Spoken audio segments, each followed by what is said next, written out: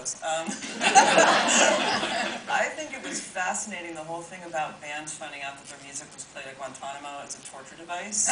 It's like, wow, you know, and just what artists are still trying to find out, like, was my music actually played? And then I just read some kind of like informal poll that was done by 60 Minutes, asking Americans, if you were being tortured, what would you least like to hear?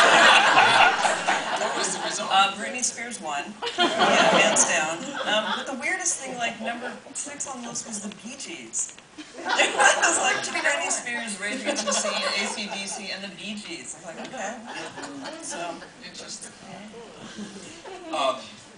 Any others? Maybe Adam Lambert coming out.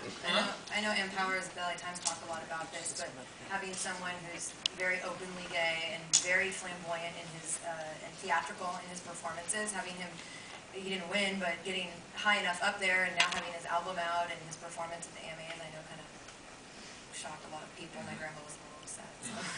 that means it's doing something. I think that might have some.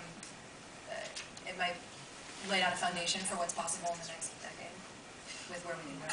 One of the stories that I thought was interesting, I don't know, it wasn't a news story, it's probably more of a trend piece and probably something that's been evolving and maybe it hasn't culminated yet today, but the death of the album. You know, where we were actually, I've read recently in a number of independent pieces that people are no longer making music with an album in mind, that you're making it in terms of the song, the download. Do you think, in 2009, we're going to 2010, this decade over now, the album is basically a 20th century vintage kind of way of making music and thinking about music? Safe to say?